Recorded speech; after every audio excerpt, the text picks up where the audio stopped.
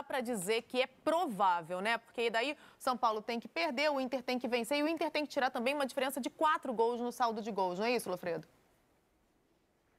Pois é. Bom dia, Elisandra. Bom dia, Sereto. Não é uma diferença muito fácil de ser tirada, mas assim, tem que ver o número de gols que o São Paulo é derrotado e o número de gols da vitória do Inter, né? Mas não, de fato não é uma diferença provável de acontecer. Mas a queda de rendimento do São Paulo preocupa muito.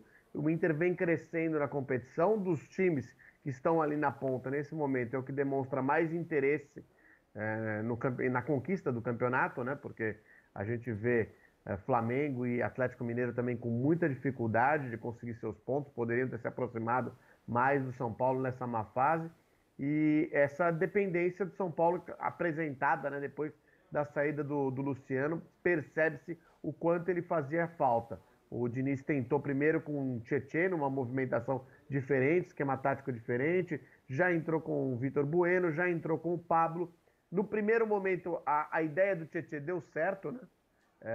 Depois repetida, acabou não funcionando e Vitor Bueno e Pablo ainda não conseguiram resolver. Então, de fato, é uma situação bastante difícil para o São Paulo na reta final do campeonato. Não ter um jogador com essa capacidade do Luciano, a capacidade decisiva. Sereto, é isso. Já testou 3 jogos sem Luciano, já testou 3 jogadores. Tietê, Vitor Bueno e Pablo na vaga dele. Agora vem o Atlético Paranaense. Qual dos 3 apresentou melhor desempenho? Qual dos 3 se encaixou melhor no time, ali nessa posição? Ou será que o Diniz vai arriscar outro desta vez? Neste quarto jogo, um quarto jogador. Não tem nenhum no elenco com a característica do Luciano, com a qualidade do Luciano. Bom dia, Elisandra. Bom dia, Lofredo. E não é por acaso, por coincidência, que o São Paulo caiu de rendimento com a saída do Luciano. Não só por ele ser artilheiro, um dos artilheiros do time, qualidade de fazer gol, mas também porque ao lado do Brenner, ele tem uma característica que se complementa com o Brenner. Eles fazem uma dupla, talvez a melhor dupla de ataque do futebol brasileiro na atualidade pela combinação das características. E o Luciano talvez seja o jogador do São Paulo, ao lado do Tietê, que mais entende o modelo de jogo do Fernando Diniz. Jogava com o Fernando Diniz no Fluminense, conhece bem o Fernando Diniz. O Tietê jogava com o Diniz já desde a época do Audax. Então, pode jogar o Pablo, que é mais centroavante. Pode jogar o Tietê, que é um jogador de meio de campo, aí muda completamente o jeito do time jogar. O Tietê pode fazer a função ali de segundo atacante, mas muda o jeito do time jogar. Pode jogar o Vitor Bueno, que é atacante, mas é mais um atacante de lado de campo. Também muda o jeito do time jogar, mas nenhum deles tem a característica, tem a qualidade que tem o Luciano. Então é isso, a gente já entendeu. O problema do São Paulo é a ausência do Luciano. Ele voltando, tudo se ajeita? Tá tranquilo? Tá resolvido, Lofredo? Não sei se é só isso, mas ajuda bastante, tá? Se a gente for pegar, o São Paulo vinha até a lesão do Luciano, muito bem, e aí quando perdeu o Luciano, acabou utilizando o Tietê naquela partida contra o Atlético Mineiro, pegou o São Paulo de surpresa. Ninguém esperava, é verdade, a entrada do Tietê, esperava uma substituição ou com o Vitor Bueno, que parecia o mais provável naquele momento, ou com o Pablo. Entrou o Tietê jogando num segundo atacante, mas que não era um segundo atacante, até por isso atrapalhou muito a equipe do Atlético. E depois o Luciano voltou nos jogos contra o Grêmio e contra o Fluminense, primeiro jogo da Copa do Brasil contra o Grêmio, não conseguiu um bom rendimento. E o Diniz tentou de novo a surpresa Tietê no jogo da volta contra o Grêmio, não funcionando. E a partir daí começou a buscar alternativas com o Vitor Bueno e Pablo, e o retorno do Pablo. E não funcionou. Não acho que seja só isso, mas acho que isso tem uma relevância muito grande, sim. Era um dos melhores jogadores, se não fosse o melhor jogador. Acho que dividia com o Brenner ali o posto de melhor jogador do time do São Paulo. Quando você perde uma peça como essa, muitas vezes é natural que caia o rendimento. E vai ser a primeira vez que a gente vai ver o Diniz e o Tietê num mesmo ambiente, né? Assim, publicamente no mesmo ambiente, depois daquela bronca do Diniz no Tietê na partida contra o Bragantino. Claro, vai ficar todo mundo ali de olho, né, Sereto? Nas reações, nos semblantes, nas interações entre os dois. Mas olha, eu conversei bastante com o Muricy Ramalho, que agora está fazendo a função, nosso ex-companheiro, o Muricy Ramalho, trabalhou bastante tempo com a gente, está fazendo agora a função de coordenador técnico do time do São Paulo, fazendo o meio de campo entre a comissão técnica, os jogadores, as categorias de base e a diretoria. E ele teve uma conversa com os jogadores e ele me garante que o ambiente é excelente e que está tudo certo entre o Fernando Diniz e o Tietê.